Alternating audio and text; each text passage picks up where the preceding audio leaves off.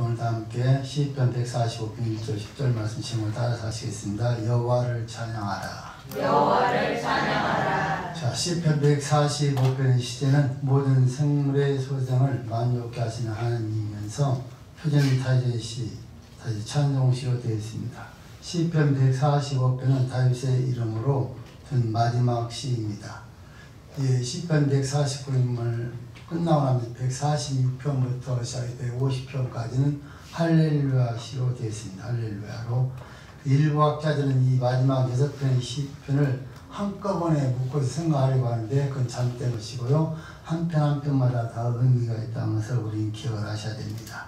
자, 시편 145편에 대하는 성도의 태도는 어떠해야 하는가? 바로 다윗의 삶을 통해서 나타나는 바로 찬송시를 오늘 내가 찬송할 내용으로 받아들여 하나님의 그 찬양한 자세로 삼갈 것이고, 또 우리가 평생 찬양할 내용으로 받아들여야 함을 우리에게 가르쳐 주고 있습니다.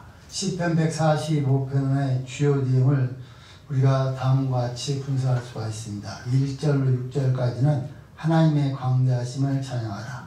7절로 10절까지는 하나님의 선하심을 찬양하라. 11절 13절까지는 하나님의 통치하심을 찬양하라. 14절 21절까지 하나님의 크신 은혜를 찬양하라고 되어 있습니다. 이 귀한 시편을 우리가 두 편 나눠서 1절 10절까지 11절 20절까지 나눠서 우리가 상고하고자 합니다. 오늘 1절 10절 중에서 여호와를 찬양하라는 그런 내용으로 우리가 공부를 하게 됩니다. 제가 성수를 왔을 때 시차가 많아서 지금 거의 4시입니다. 3시, 4시 정도 돼서 완전히 뒤바뀌었죠. 생활하고 성수를 가서 그냥 기억했던 그러한 그러니까 루터부터 시작해서 그 다음에 요한칼빈 좁은 글리 그 다음에 웨슬레까지 이렇게 이제 독일에서 영국까지 그 기억자들을 가서 이제 보는 거거든요. 그러니까 그 한국을 보게 3시간에 4시간 동안 타고 달려가서 그 한국을 보고 또 다시 나와서 3시간 4시간 또 달려가서 한국을 보고 그럽니다. 그러니까 그래도 어쨌든 하나님께서 저희 건강 주셔서 하지 그 참 정말 힘든 그런 여행입니다. 그리고 이제 국경을 이렇게 그 유럽은 쭉 연결되어 있어서 영국에서 시작해서 영국에서 다음에 팔 갈 때요 기차 타고 합니다. 떼제 타고서 한 4시간, 5시간 달려가세요. 또 그러니까 거의 잠을 12시쯤 자고 새벽 잠을 12시 자고서 6시 기상인데 4시 일하는 버릇이 있어서 4시부터 딱 떠지는 거예요. 1시, 2시에 자도. 그러니까 잠을 못 자는 거예요. 잠을 아예 시차 바뀌어버리니까. 그래서 올 때쯤 한 이틀 되니까 그때서 적응을 했는데 또 다시 또 와서 시차 적응해야 되는 거예요. 그러니까 성리순례는 이게 참 힘이 그 체력이 따르지 않으면 절대 못 하는 거예요. 그냥 중간에 간 중간에 건강하게 있으면 잠깐 보고 가는 거예요. 그래서 제가 카톡을 전화할 보는데 멋있고 눈빛이 멋있다는데 멋있는 것이 아니라 눈을 보려고 그 산 꼭대기 그러니까 스위스에서 산 꼭대기 해발 꼭대기까지 올라가 한번 보고 금방 또 내려와서 또 가야 돼요. 거기 관광시키는 것도 아니고 그러니까 여러분들 선물 사온 것들도 쇼핑이 없어요. 이거는요. 쇼핑 우리가 원래 쇼핑하면 돈이 어마어마하게 들어가니까 아예 뺐기 때문에 쇼핑이 없어서 가다가 돈 사야 되는데 여러분 우리나라는 참 좋은 나라입니다. 이걸 딱 내리면서부터 화장실 하는데 1유로 1,000원, 1,300원 물 한 병에 3,000~4,000원 다 사먹어야 됩니다. 그러니까 우리나라같이 좋은 나라같이 우리나라 물 먹고 싶은 데 먹잖아요. 저기 식당에는 커피를 내가 먹고 싶어서 몇 잔만 사만 있잖아요. 커피 다 돈 내야 됩니다. 그러니까 생각에 돈이요. 그러니까 거기 내리면 다 사먹으려면요 돈이 난 동계사를 못 먹었어요. 돈도 별로 가까이도 안 했지만 그런데 이게 장난이 아니에요. 그래서 이제 다음 주일날 제가 여행했던 코스를요 그 성지순례했던 그 곳을 전부 다 제가 만들어서 이제 포함해서 제가 주일날 갔다 오면 보고를 할 겁니다. 순례했던 것들을 위해서 어디 들려서 어떻게 했던 거 우리가 배워야 될 것들 그래서 공부하실 건데 찬양을 하면 왜 이 말씀 하냐면 찬양이 얼마나 중요하느냐. 제일도 계속 기도하면서 찬양하고 기도하고 하면서 이동을 합니다. 시작할 때도 찬양 기도하고 시작하고, 우리 팀장이 그 집사님이 정말 믿음이 좋으신 분이라서 찬양하고, 그 다음 버스 안에서 기도하고, 이동하고 끝나고 또 찬양 기도하고. 근데 우리가 이제 성전, 요한이 심어했던, 요한 칼비 심어했던 그 교회 가서 찬양을 우리 했어요. 목사님, 사모님 전 남게 앉아서 찬양해 준다고 해서. 그러니까 마이크를 안 줘도 너무나 화음이 좋아요, 성전이. 수천 년 된 성전이 근무랑 그대로 있습니다. 그러니까 우리 가게 다니는 그 백설 공자하고 이를 붙인 여자분인데 머리가 하얘요. 한 60 정도 되신 여자분인데 우리 찬양 그분 눈물을 쪽쪽 흘리더라고요. 찬양이 없는 교회가 되어버렸어요, 유럽 교회는. 여러분 찬양하고 있다는 정말로 감사한 일이에요. 이렇게 우리가 악기를 통해 찬양한다는 것은 정말 감사한 일입니다. 하고 싶어도 못하는, 그 누구한테 전도를 못하는 그런 사람들이 그런 살아요. 강요하면 걸리는 거예요. 그러니까 보면 정말 우리나라도 이제 그런 시대를 보고 있어요. 우리도 정신을 차려야 시대가 됐다는 것입니다. 자, 오늘 다윗은 하나님 앞에 귀한 찬양을 드리면서 여호와를 찬양하라는 겁니다. 왜 찬양해야 되느냐? 찬양 이유를 우리에게 자세하게 말씀을 하고 있습니다. 하나님의 국민하심을 표현할 때 여호와는 은혜로우시며 자비하시며 노하기를 더디하시며 인자가 크시도다 하면서 그렇게 증가하면서 그 놀라운 역사를 깨닫고 찬양하라고 합니다. 그러니까 찬양은 오늘 본문에 보시면 오늘 기분 좋아서 한번 찬양하고 끝나는 것이 아니라 언제? 대대로 영혼까지. 그 다음에 어디까지 연결됩니까? 천국까지. 우리의 영이 남아있을 것은 뭐냐? 찬양은 죄 없다는 거예요. 여러분 찬양 정말 뜨겁게 정말 우리의 심령으로 찬양하셔야 돼요. 입만 금호성 뻥긋뻥긋하고 박수하면 이거 아니에요. 다윗은 여는 왕으로서 하나님 앞에 영광을 가운데 쓰임받은 사람이잖아요. 근데 그가 체험하고 난 후에 하나님 앞에 참으로 찬양을 하는데 대대로 찬양하라고 합니다. 나만 자원시하고 우리 1대, 2대, 3대 거기서 하나님 우리에게 베푸신 은혜를 생각하면서 그러한 놀라운 역사를 생각하면서 계속 찬양을 우리에게 원하고 있습니다. 그래서 여러분 우리 찬양하는 것은요 정말 중요한 것이다. 찬양하지 못하는 사람은요 어찌 보면 은혜를 받을 수가 없어요. 처음에 예수를 믿고 나서 여러분들 우리가 거의 90%는 뭐의 은혜를 받습니까? 찬양의 은혜를 받아요. 말씀은 그건 거짓말이에요. 말씀 이해가 안 가면 어떻게 은혜를 받아요? 찬양 은혜를 받고 찬양 안에 가사 속에 하나님 말씀이 있기 때문에 그 가사에 마음이 새겨지면서 우리 하나님 말씀을 들을 때 은혜가 우리 임하게 되는 겁니다. 그러니까 여러분들 처음부터 교회 오신 분들은 모든 오신 분부터 시작해서 30년, 50년, 100년 믿어가 찬양은 정말 중요한 일이다 그 말입니다. 자, 그래서 이렇게 여러분들 우리에게 찬양한 것을 하나님께서 여호와를 찬양할 이유가 있다는 것이죠. 다윗이 지금요. 그래서 그 이유를 우리에게 말씀하면서 우리 찬양을 요구하고 있습니다. 자, 그 첫 번째로 1절부터 3절까지는 모든 성도들은 우리의 왕이신 하나님을 찬양합시다. 그렇게 말했습니다. 모든 성도들은 우리의 왕이신 하나님을 찬양합시다. 시편 145편은요. 하나님에 대한 다윗의 개인의 그 찬양이지만 이 시를 대하는 모든 사람도 각자의 고백으로 삼아서 하나님을 찬양해야 할 것을 말씀하고 있습니다. 지금 우리도요 말씀의 순서를 따라서 하나님 찬양해 봅시다. 자, 1절 말씀을 함께 읽습니다. 자, 본문 1절 시작. 왕이신 나의 하나님이여 내가 주를 높이고 영원히 주의 이름을 송축하리이다. 아멘. 이거 찬양으로 지어진 것이죠. 왕이신 나의 하나님이여 내가 주를 높이고 영원히 주를 이름을 송축하리이다. 이게 찬양 받은 내용입니다. 자, 지금 다윗은 말하기를 왕이신 나의 하나님이여 내가 주를 높이고 영원히 주의 이름을 송축하리이다. 그렇게 말했습니다. 왕이신 나의 하나님. 다윗은 이스라엘의 왕이지만 하나님은 다윗의 왕이시고 또 즉 하나님은 왕이신 동시에 어떻습니까? 왕보다 위에 계신 그 다윗이 왕이고 있지만 그가 더 위에 계신 분이라는 사실과 깨닫고 그는 바로 하나님의 종으로서 왕이신 하나님 앞에 찬양을 하면서 우리 찬양을 받을 분 하나님 왕이신 하나님밖에 없다는 사실을 그가 부르고 있습니다. 그런데 그가 말하기 바랍니다. 내가 주를 높이고 영원히 주의 이름을 송축하리이다. 내가 왕이신 주를 삶의 모든 영역에서 높이겠다는 것입니다. 지금부터 영원한 나라에 가시기까지 오직 주님의 거룩하신 성을 높이며 찬양해야 된다는 사실을 그가 말씀하고 있습니다. 그러니까 여러분, 우리가 내가 높아진 건 교만이고 하나님의 책망받을 일이고요. 우리가 높이고 누구냐? 하나님밖에 없다. 그분이 나의 만왕의 왕이시다. 그러니까 내가 여러분들 왕이라 할지라도, 내가 여러분들 회장이라 할지라도, 사장이라 할지라도 무슨 어마어마한 일을 한다 할지 우리는 종이에요.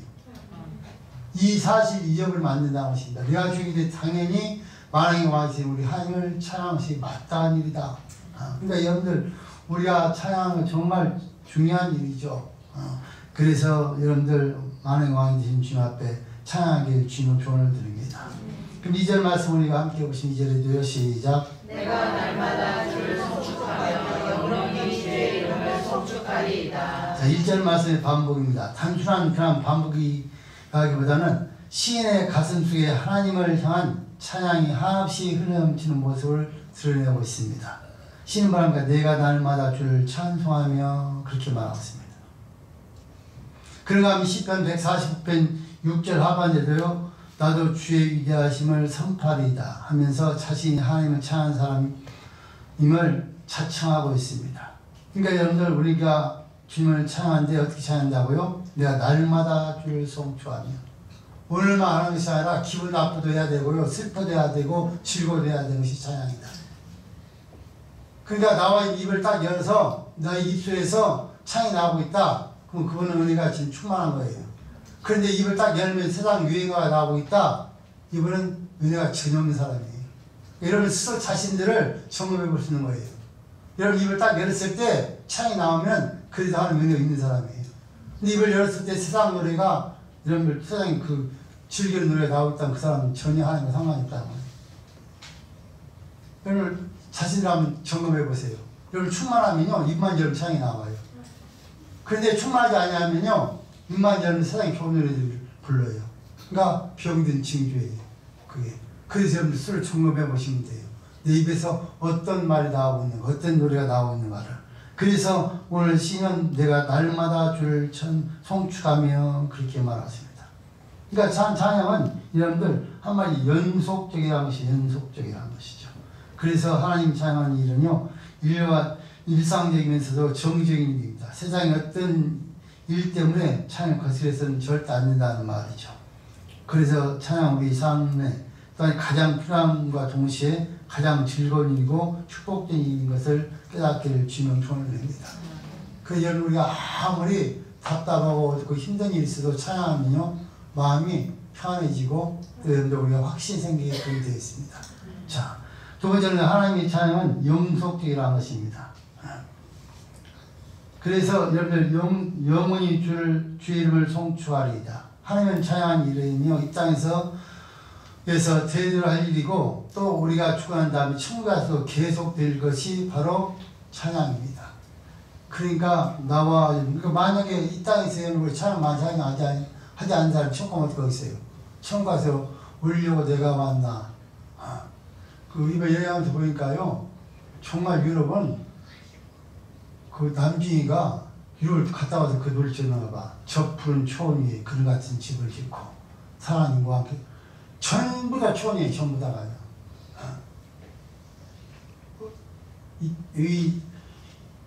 전부 다 목축을 하니까 완전 다 깎아서 정말 가는 곳만 파라니까 너무 좋아요. 근데 그게 계속 되니까 그것도 그렇더라고. 우리나라 같이 뭐 아파트가 20, 30층? 전혀 없습니다. 영국도 5층 이상이 없습니다. 서로 개발된 데만 좀 몇 군데 있고 나머지는요 그 집 그대로 보수하고 있습니다. 그러니까 우리나라는 대단한 나라인 거예요. 인터넷 연결 안 터져요. 그래서 호텔 가면 터지니까 그때만 잠깐 우리 이세명 연사가 새벽기도 끝났습니다 하고 오면 그때 몇 시냐면 2시, 3시야. 그러니까 그때 잘라고 준비를 하고 있는데 그렇게 와. 그럼 그때 답만 하고 자고요. 그 다음에 눈 또 밥 먹을 때쯤 카톡 보낼 때가 여기 시간 한 10시 더 뭐 11시 10개 다 되는 거예요. 그런데 너무나도 아름답게 보이지만 여러분들 사실 그렇게 넓은 광야에 그렇게 사는 것도 그게 쉬운 일은 아닐 것 같아요. 어느 정도 그래도 뭐 있어야 할 것 같은데 정말 보기는 너무나도 다들 우리나라 사람들 보니까 정말로 막 소리가 다 아름답다고 그러죠. 차 타고 가면서. 근데 아름다운데 그러니까 가서 그러면 와서 한 달만 살아보세요. 목사님 사람들 참 아름답다. 한 달만 살아보세요. 그럼 집에 가고 싶으니까. 사람들이 모여 살아야지 이렇게 살면요. 이게 지옥입니다. 우리가 보기엔 아름답게 보이지만. 그러니까 하나님께서 그 모든 나라를 이렇게 해놓으신 걸 보시면요. 참 공평한 것 같아요. 모든 것들이. 그러니까 우리나라 같이 사기 뚜렷한 나라는 없어요. 그러니까 뭐 날씨가 여름들 비 왔다 겠다 비 왔다 이건 참 우산을 갖고 다니다 피었다 깼다 피었다 깼다 그러고 다녀야 돼요. 런던이야 나라 날씨가 안 좋다고 정말 사람은 더럽게 안 좋고 비 왔다 깼다 안개 깼다 여름들 정신이 없어요. 정신이 없어. 그러니까 우리나라 같이 좋은 나라가 없어요. 여러분들. 암에 안 해도 좋아. 가보셔야 돼. 정말 좋은 나라예요. 그래서 3절 말씀을 함께 보세요. 3절에요. 시작. 여호와는 광대하시니 그의 찬양할 것이라 그의 광대하심을 생략치 못하리로다. 아멘. 여호와는 광대하시니 크게 찬양할 것이라 그의 광대하심을 측량치 못하리로다. 여호와는 광대하시니 이는 바로 하나님의 모습이 크고 유효있다는 것이 아니라 그의 능력이 크고 위대하심을 말씀하고 있는 것입니다. 하나님의 위대하심 가운데 가장 기초이고 눈에 보이는 것은 만물을 창조하시고 지배하신 능력이 너무나도 크다는 것을 말씀하고 있습니다. 신구약 성경에서 그 내용들의 증언을 보면 성경하고 세 군데만 찾아보시겠는데요. 시편 95편 3절 6절 말씀. 시편 95편 3절 6절 말씀 읽습니다. 시작. 대저 여호와는 크신 하나님이시오 모든 신 위에 크신 왕이시로다. 땅의 깊은 곳이 그 위에 있으며 산들의 높은 곳도 그의 것이로다. 바다가 그의 것이라 그가 만드셨고 육지도 그의 손이 지으셨도다. 보라 우리가 굽혀 경배하며 우리를 지으신 여호와 앞에 무릎을 꿇자. 자, 96편 7절 말씀 96편 7절 읽습니다. 시작. 대저는 우리 하나님이시여 우리는 그의 기르시는 백성이며 그의 손에 아니라 너희가 들을 그 음성 듣기를 원하노라. 자, 그렇습니다. 이 세상 어느 사람도 인간의 지혜로 하나님이 이런 분이시라고 칭찬할 수는 전혀 없습니다. 우리는 말할 수가 없습니다. 그래서 우리는 날마다 하나님의 음성 듣기를 즐겨 하셔야 되겠고 그분을 찬양하셔야 된다는 것입니다. 자, 로마서 11장 33절 36절 말씀 있습니다. 로마서 11장 33, 36절 시작. 깊도다 하나님의 지혜와 지식에 불과하며 그의 판단은 측량치 못할 것이며 그의 길은 찾지 못할 것이로다. 누가 그의 마음을 알았느냐 누가 그의 모사가 되었느냐 누가 주께 먼저 들여서 갚으심을 받겠느냐 이는 만물이 주에게서 나고 주로 말미암고 주에게로 돌아가느냐 영광이 그에게 세세 있으리로다. 아멘. 그렇습니다. 하나님의 그 높은 지혜와 모든 측량할 수가 없습니다. 그래서 여러분들 요한 칼빈은 말하기를 전적 하나님 은혜고 전적으로 하나님 말씀밖에 없다는 거예요. 그래서 그는 하나님 말씀 어디냐면 다 철저히 충만했더라고요. 제가 이번에 가서 성제를 들면서 제가 스스로 저는 감사했습니다. 아, 나 목회 잘하고 있구나. 여러분 마음에 안 상관이 없고요. 저는 스스로 그렇게 생각했어요. 그래 정말 요한처럼 제가 하고 있구나. 우리 집사람이 저한테 하는 말들이 있거든요. 좀 너무 강하다는데 가서 들으면 요한 정말 더 강하더라고요. 성경이 무조건 잘라버린 거예요. 그러니까 개혁을 할 수 있는 거예요. 그러면서 그분들이 하는 말이 그거예요. 가이드들이나 하는 말이 목사님이 보아서 꼭 대한민국 개혁을 시켜달라는 거예요. 성경으로 오직 하나님 말씀으로. 그러니까 말씀 위에 절대 타발하지 않았어요. 그러니까 개혁이 돼서 생명보고들이 그 계획 등시 지금 각 세계 퍼져 나와서 하나님 말씀을 지킨 나라마다 하나님 보여주는 겁니다. 말씀이 들어갔지만 하나님 말씀도 하지 않는 나라는 절대 이렇게 챙기지 않습니다. 그러니까 우리는 오직 성령을 구하야 됩니다. 그것이 개혁자들의 여러분들 성령을 구하겠다는 일입니다. 그러니까 우리들 여러분들 말씀 외에 다른 거 제가 요즘은 그렇지 않지만 옛날에 우리 집사람한테 그랬어요. 우리 집사람 무슨 말 하면요, 내가 들어서 별로 말이 안 되는 것 같으면 여보 그 성경 그 말이 있어? 그래서 제가 그렇게 질문했던 사람이 합니다. 없으면 다물으라 한 거예요. 근데 제가 이제 세월이 지나가면 좀 유해졌는데, 유해진 것이 잘못된 것이고 철저히 성경을 살아야 됩니다. 오직 성경입니다. 자, 그래서 여러분들 우리 그 하나님의 뜻을 이해할 사람은 없어요. 그러니까 하나님 말씀을 우리는 그냥 이해가 안 가도 그냥 아멘하고 순종하는 거예요. 그러면 하나님께서 하시는 거예요. 아멘이니까. 그런데 우리는 어찌니까 그를 여러분들 우리가 시키지 아니고 별방을 다 동의시켜서 인간의 방법을 짜내서 막 합리화시키잖아요. 그것이 이단이에요. 하나님이 하지 말라 하면 안 하면 되는 거예요. 근데 이걸 하고 싶으니까 목사님 그 인간인데요, 인간이 하지 못할 것을 성경에 기록한 적이 한 번도 없어. 하나님 다 할 수 있는 것을 기록해놨어요. 그거 우리 위주의 선지 다 지키고 있어요. 그리고 이유가 없는 거예요. 여러분 아침에 제가 광고할 때 우리 기자 그만두라 한 것에 있어 기분 나쁘게 들 사람이 있을지 모르겠지만 제가 수도 없이 경고했어요. 주의 나라를 지키지 않고 여기가 주의 나라를 우리보다 가서 무슨 주의를 해요. 말 있을 수도 없는 일이에요. 없이 그냥 찬양 불고 우리끼리 하면 돼요. 말씀 지키는 우리끼리. 하나님 받지도 않아요. 뭐 이게 직장입니까? 하나님 일이 말도 안 되는 것인데 수도 없이 얘기를 했어요. 근데 제가 진짜 그만두라고 하고 싶었는데 그 주의자가 있어야 된다고 자꾸 부탁해서 지금 참고 말하는데 주의를 안 지키고 오늘 제가 그만두라는 거예요. 여러분들 우리는 주의를 생명처럼 지키셔야 돼요. 그러자면 절대 척갈 수가 없어요. 그러니까 구약시대의 주의를 지키지 않고 다 돌쳐 주인 거란 말이죠. 그래서 아마 여러분들이 하나님께서 우리에게 향하신 뜻이 얼마나 놀라운가. 하나님 우리에게 조그마한 것을 요구하시면서 이걸 이렇게 하라는 것이면 내가 너희 다 채워주시겠다는 거예요. 그런데 우리가 그걸 지키지 않고 그냥 우리는 주시옵소만 하고 있어요. 절대 안 주잖아요. 달라고 하지 말고 하나님께서 우리 요구하시는 그냥 순종하세요. 그럼 하나님 우리에게 평을 다 알아주시는 분이에요. 그게 성경이에요. 자, 두 번째는요, 4절부터 시작 7절까지 말씀 보시면 주의 크신 은혜를 기임하면서 주의 의를 찬양합시다. 그렇게 말씀합니다. 주의 크신 은혜를 기임하면서 우리는 주님을 찬양해야 됩니다. 사람의 신앙이 열려 하나님의 솜씨와 역사하심을 보게 될 때 감탄과 감격이 이어질 수밖에 없습니다.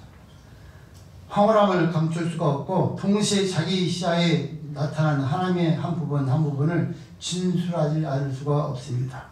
그리고 우리 4절 말씀 보면 4절 말씀 읽어보시면요. 시작. 때로 주의 역사를 크게 칭송하며 주의 능한 일을 선포하리로다. 아멘. 4절 말씀은 주의 크고 능하신 일을 대대에 이어서 찬송하자는 겁니다. 대대로 주의 형상을 크게 칭송하며 주의 능한 일을 선포하리이다. 성도들은 하나님께서 행하신 일들이 크고 능하심을 자연과 역사 속에서 보게 됩니다. 그가 만드신 피조세계를 보면 하나님의 지혜와 능력을 보게 됩니다. 하나님께서 우리에게 어떻게 구원의 역사를 펼치셨는지 성경과 주상들로부터 배워왔고 알고 있습니다. 그러므로 우리는 성경에 나타난 구원사도 가르쳐야 하지만 자신의 가문의 구원사도 알고 바르게 가르칠 주님은 구원자입니다.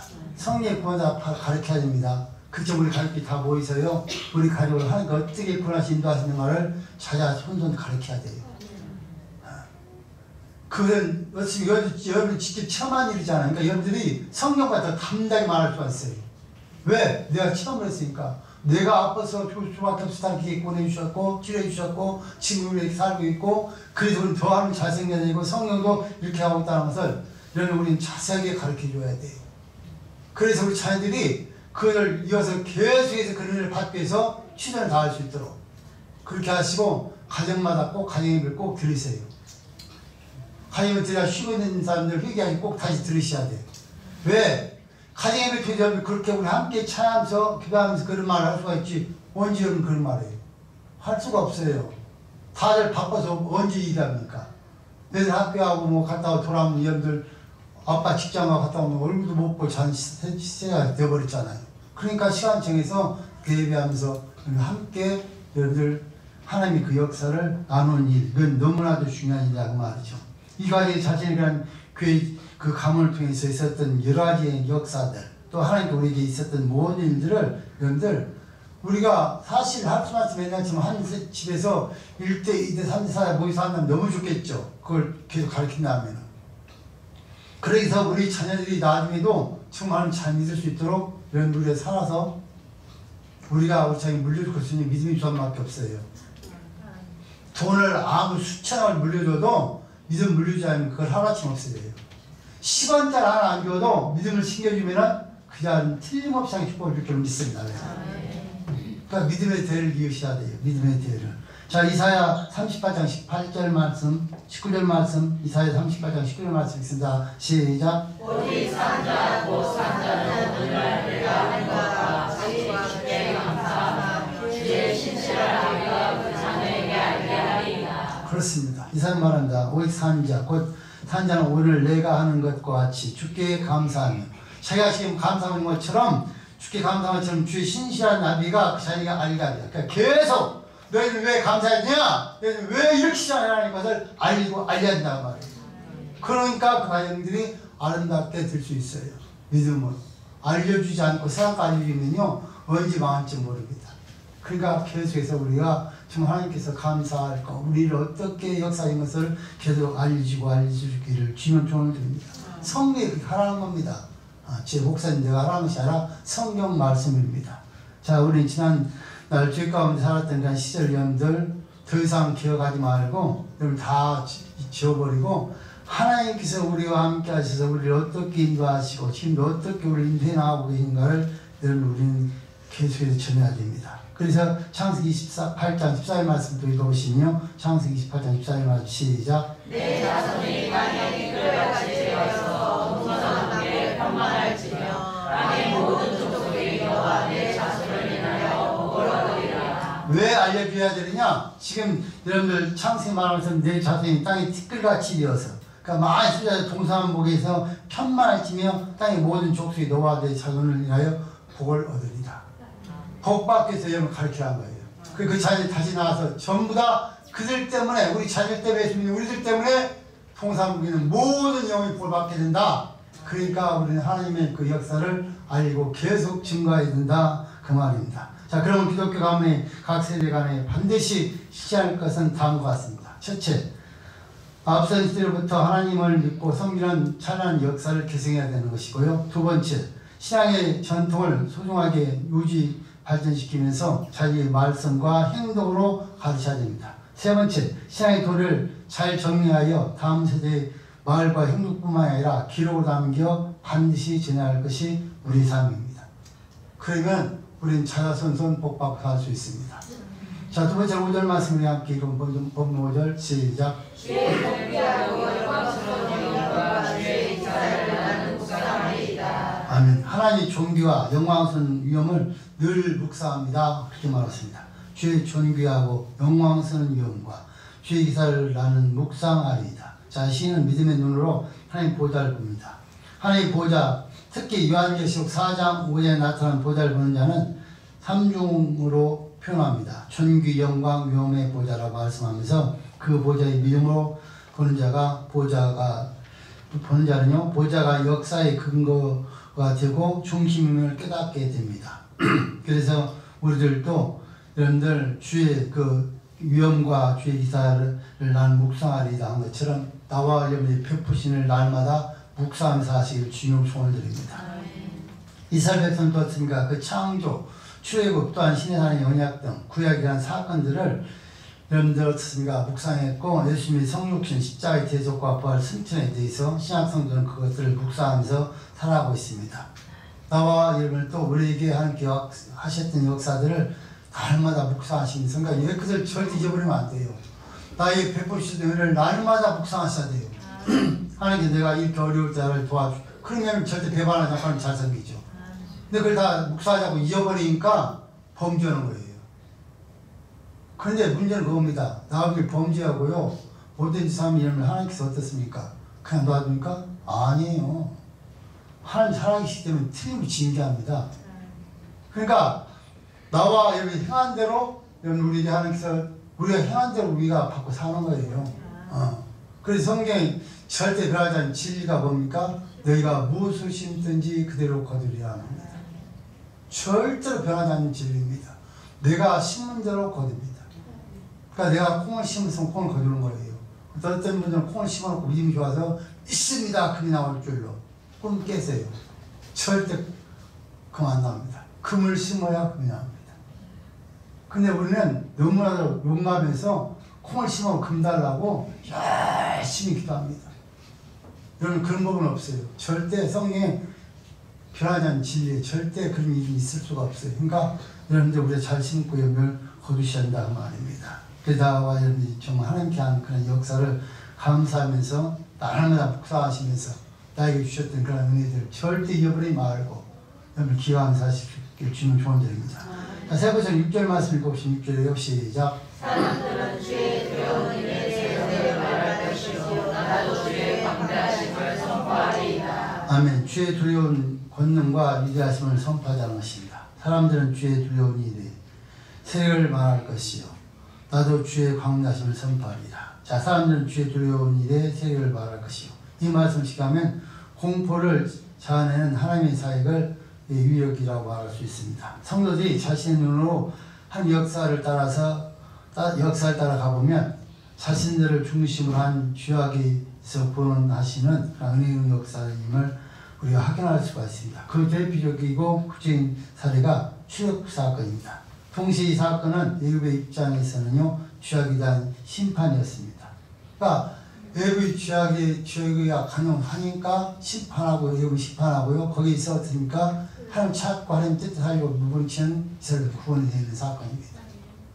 그러니까 하나님께 범죄하면 그곳에는 틀림없이 징계, 그 범죄 가운데서 하나님 뜻을 하려고 무분치는 그곳에는 구원의 역사. 그러니까 이건 절대 뗄래야 수 없는 관계예요. 나와 어떻게 사냐에 따라서 똑같이 우리 한 동네 살면서 어떤 사람들은 하나님 놀라운 구원과 축복의 역사에 살아가는 사람이 있고 어떤 사람들은 어떻습니까? 죄악으로 말미암아서 계속 징계의 역사가 나타날 수밖에 없다. 그러니까 여러분들 우리나라 전체 전 세계를 봐들었습니다. 하나님 뜻에 사는 것은 뜻에 살자고 계속 징계가 있습니다. 그 속에서도 징계 속에서도 하나님 뜻에 사는 것은 어떻습니까? 구원과 축복의 역사가 있다는 사건을 지금 우리가 기억을 해야 되는 겁니다. 그러니까 우리가 어떻게 하나님 뜻대로 사랑에 따라서 여러분들 징계와 축복이 갈라지는 거예요. 아무리 그러니까 소돔과 고모라 멸망할 때 됐습니까? 그게 구원받은 분을 받는 거예요. 다 멸망시키질 않아요. 그러니까 아무리 여러분들 다 죽어가는 곳에서도 하나님의 뜻을 따라 살고 있는 사람은 그게 다 하는 구원이시고 나머지를 멸망시키는 거예요. 그러니까 우리가 일단 살면서 아무리 죄가 간영하고 주의 사람이 많아도 나는 어떻게 한다고요? 의롭게 사셔야 돼요. 하나님 바라보고 그럼 그 사람을 하나님께 챙기는 거예요. 주신 사람은 하나님께 멸망시키고 그러니까 같이 덩달아서 살면 같이 죽는 거예요. 이 사실을 우리가 깨달아야 할 것을 우리 말씀을 하고 있습니다. 자, 그러면서 계속해서 보시면요 이 하나님의 심판이 확실한 간 신뢰는 우리 성도에게 어떤 유익이 있는가에 대해서 말하고 있습니다. 의로운 삶 살게 합니다. 바로 그래서 여러분의 주의 결과를 여러분들이 우리에게 알려주시면 그 안에서도 구원받은 삶을 보면서 우리가 옳은 삶을 살게 되고요. 상함이 없고 질서 있는 삶을 살게 될 것을 우리에게 말씀을 하고 있습니다. 자, 7절 말씀을 함께 읽습니다. 7절 시작. 저희가 주의 크신 은혜를 기념하여 말하며 주의 의를 노래하리이다. 아멘. 한량없는 주의 은혜를 기억하면서 찬양하자 그렇게 말했습니다. 자, 저희가 주의 크신 은혜를 기념하며 말하면 주의 의를 노래하리이다. 계속된 말씀이지만 성도의 눈은 하나님께 맞춰나가면 세상이 악하고 살기가 막막하게 보이지만 성도는 다른 면을 더욱 많이 보게 된다는 것입니다. 그래서 아버지 1장 17절 말씀을 보시면 온갖 좋은 은사와 온전한 선물 다 위로부터 빛들의 아버지께로부터 내려오라니 그는 변함도 없으시고 시원한 그림자도 없으시니라 이렇게 말했습니다. 여러분들 우리가 일단 살면서요 정말 살아갈 때 하나님께서 우리에게 각각의 좋은 것들을 다 충만케 채워준다는 것을 기억하시면서 나와 그 은혜에 감사해서 날마다 하나님을 찬양하면서 하시길 주님은 조언을 드립니다. 그럼 얼마나 하나님 감사합니까? 똑같이 살아왔는데 여러분들 다 죽고 망하고 해도 우리를 책임져주신 하나님, 너무나 감사한 일이죠. 근데 우리는 때로는 그것이 여러분들 찬양을 오래 하다 보면요, 당연한 걸 여기고요, 감사만 하지 않고 찬양만 하지 않아요. 그냥 마땅한 걸 생각하는데, 여러분들 그렇게 생각하는 사람과 조그만 걸 주기만 하고 조그만 해주기만 해도 하나님께 감사하고 찬양하는 사람과는요, 천국과 지옥까지 차이가 나는 거예요. 감사한 사람에게 더 감사를 넘치게 하는 만들기끔 되어 있어요. 감사 인사하는 사람들은요, 절대 감사할 일이 없게끔 되어 있어요. 그러니까 나와 여러분들이 감사하는데 어떻게 하라는 것입니까? 신학생에서 넘치게 하라는 거예요. 홀세트 감사를 넘치게 하라고 우리 말하고 있어요. 그러니까 감사를 넘치게 하는 만큼 감사할 일이 생겨지는 거예요. 안 하니까 감사할 일이 자꾸 여러분들 닫혀지고 악한 역사로 더 다쳐버려서 마음 다쳐서 감사 한번 하고 살아가는 거예요. 그러니까 우리가 어떻게 표현하는 건 정말 중요한 거예요. 그래서 나와 여러분들이 하나님 앞에 날마다 감사하며 찬양하며 사시길 중요한 표현을 드립니다. 자, 계속해서 우리가 말씀을 쭉 해석해 보시면요, 우리가 이제 세 번째로는 8절부터 10절까지 말씀을 보시면 여호와의 주인자심을 감사하며 송축하나이다, 그렇게 말하고 있습니다. 시편 100편 5절 말씀을 보시면 대여호와는 선하시니 근지하심이 영원하고 그 성실하심이 대대에 미치리로다, 그렇게 말하고 있습니다. 우리 하나님은 선하시고 근지하심이 영원하고 성실함이 대대에 미치는, 그러니까 하나님의 그 사랑과 성실하심, 우리를 인도하심은 대대에 이어지는 겁니다. 우리 인간들은 오늘 기분이 좋으면 잘하고 기분 나쁘면 그 다음 또 변하잖아요. 근데 하나님 절대 그런 분이 아니에요. 변함없이 우리를 사랑해요. 근데 내가 여러분이 때는 그 사실을 깨닫지 못하고 배반해서 내가 마치 하나님 우리 사랑하는데 사랑하지 않는 것처럼 착각하면서 우리의 입술로 하나님 범죄하는 것이죠. 하나님은 다른 사람을 사랑한다면 왜 사랑하지 않냐? 아니, 사랑하고 있어요. 자기가 영감이 흐려져서 영혼이 어두워져서 못 보는 거예요. 왜? 내 마음이 이색해져 버렸으니까, 내 마음 다쳐버렸으니까 그게 절대 안 보여요.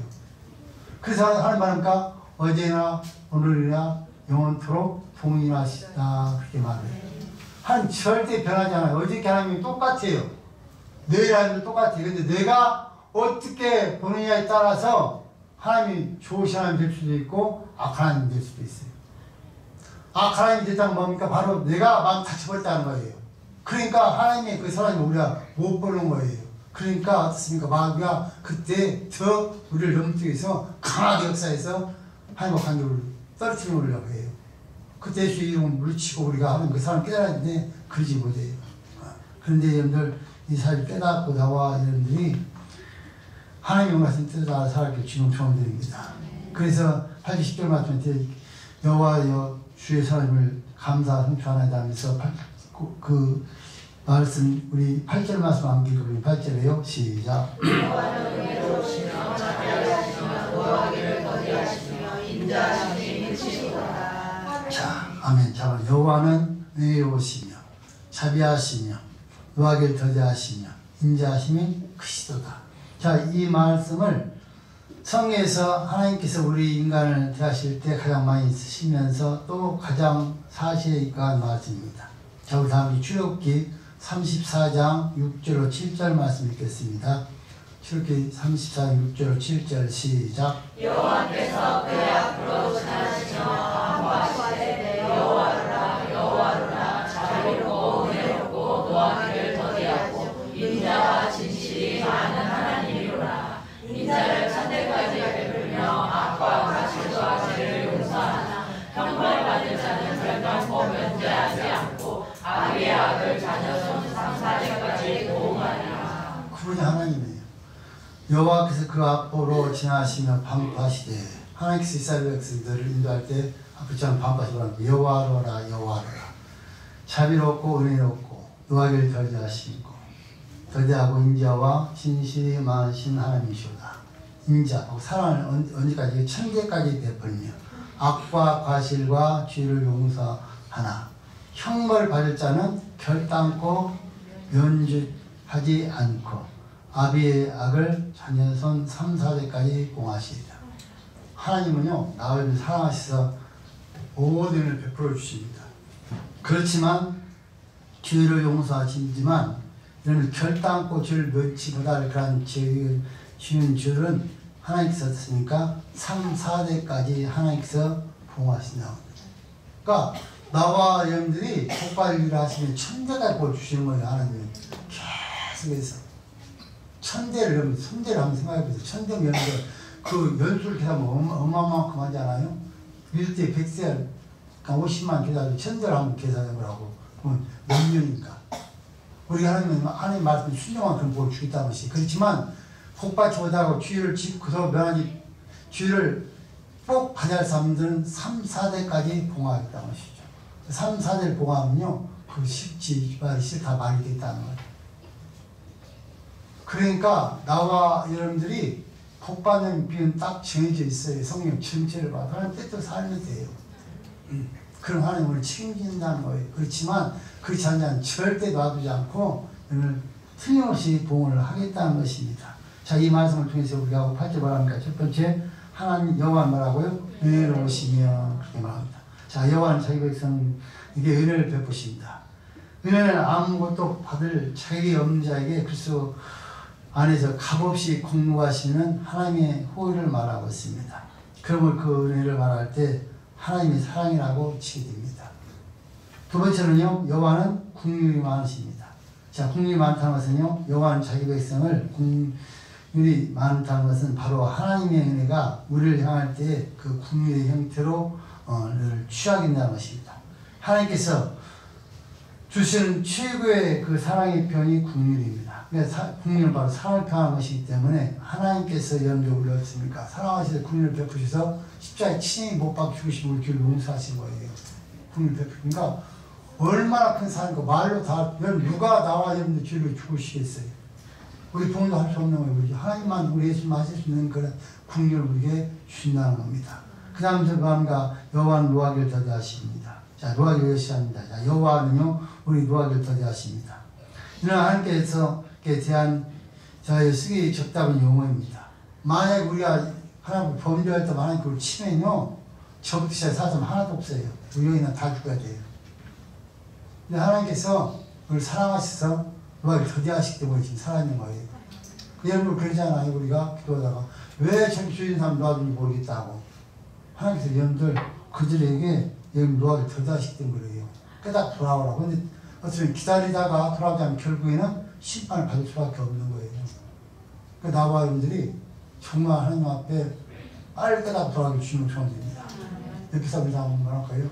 좋은 말을 할 때 빨리 깨닫고 돌아오세요. 그렇지 않으면 되게 얻어 터집니다. 빨리 깨달으셔야 돼요.